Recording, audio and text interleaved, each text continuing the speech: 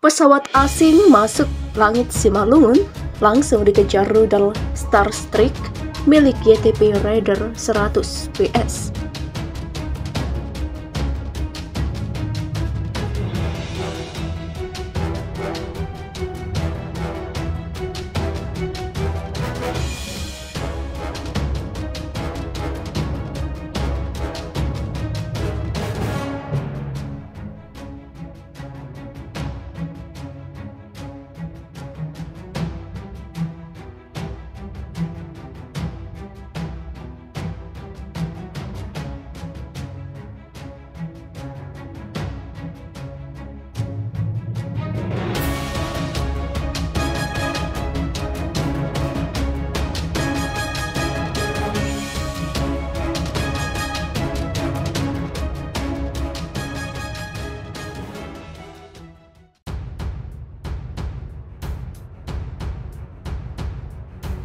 Pesawat asing masuk langit Simalungun, langsung dikejar rudal Starstreak milik YTP Raider 100 PS.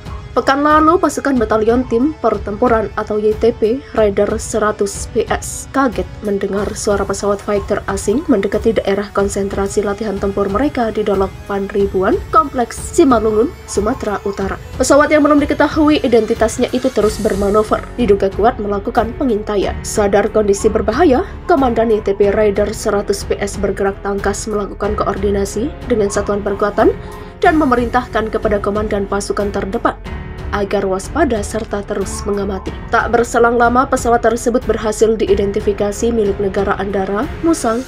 Istilah pesawat tempur asing itu sudah semakin dekat dengan kedudukan daerah YTP. Bahkan, hasil pengamatan akan menembakkan rudal sehingga Komandan YTP Raider 100 PS segera meminta bantuan tembakan kepada Satuan Pertahanan Udara.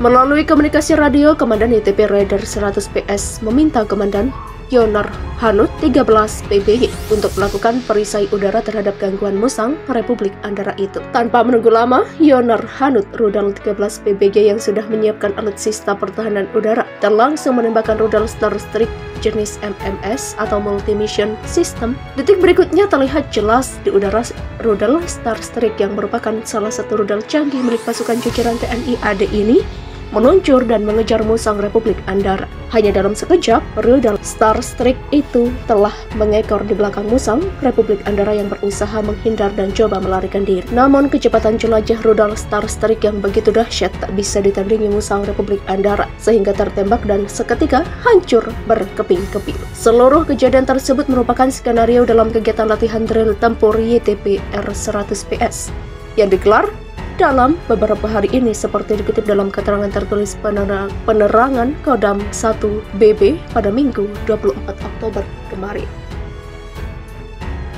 Bukan cuma Amerika, Perancis dekati Indonesia dan mulai menyentuh transfer teknologi pertahanan. Amerika Serikat bukan satu-satunya kekuatan asing yang mendekati Indonesia. Perancis juga melakukannya, terutama setelah Paris kehilangan kontrak besar untuk menjual kapal selam ke Australia, menyusul pengumuman Fakta AUKUS. Di bawah AUKUS, Amerika Serikat dan Inggris akan berbagi teknologi bagi Australia untuk memperoleh kapal selam bertenaga nuklir. Perancis tampaknya sekarang beralih ke kekuatan Indo-Pasifik lainnya, termasuk Indonesia, untuk hubungan sejati. Pada hari Sabtu, melansir Radio Free Asia pada Rabu 3 November 2021, Presiden Prancis Emmanuel Macron bertemu dengan Joko Widodo di sela-sela KTT G20 di Roma.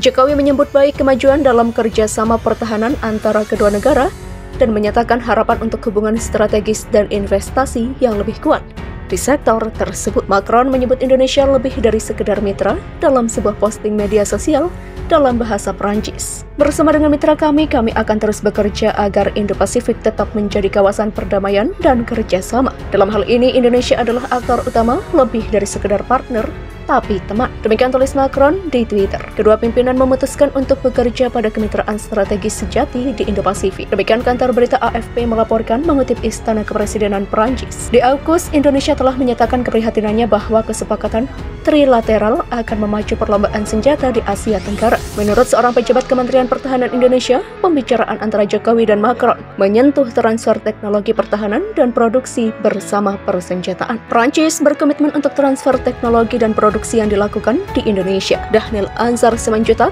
juru bicara Menteri Pertahanan Indonesia Prabowo Subianto, mengatakan kepada Benar News tanpa mengungkapkan rinciannya. Pesawat perang terbesar Cina terciduk mendarat di Laut Natuna Utara AS ini pertama kalinya. Baru-baru ini, tepatnya akhir Desember 2020, Cina dilaporkan mendaratkan pesawat perang terbesar Cina Y-20 di wilayah Laut Natuna Utara. Pendaratan pesawat perang Cina Y-20 di wilayah Laut Natuna Utara lepas landas di sebuah pulau buatan bernama Firecross Reef. Pesawat perang Cina terciduk mendarat di wilayah Laut Natuna Utara berkat produk Maxar Technologies, sebuah perusahaan teknologi luar angkasa di Amerika Serikat. Ken Joyce, selaku Direktur Manajemen Produk di Maxar Technologies, kemudian mengunggah sebuah pernyataan di akun LinkedIn-nya terkait hal ini. Dalam pernyataannya, Joyce membeberkan teknologi apa yang mampu mengendus pendaratan pesawat Cina itu di Laut Natuna Utara. Sebagaimana diberitakan dalam artikel, pesawat perang terbesar Cina Y-20 mendarat di Laut Natuna Utara, persiapan perang. Selain itu, Joyce menyebut pesawat Y-20 baru pertama kali mendarat di Laut Natuna Utara. Transportasi Y-20 diamati di Firecross Reef, terdeteksi oleh Dipkor AIML. Demikian kata Ken Joyce dalam unggahan di LinkedIn. Ini pertama kalinya Cina mengerahkan Y-20 ke Spratly.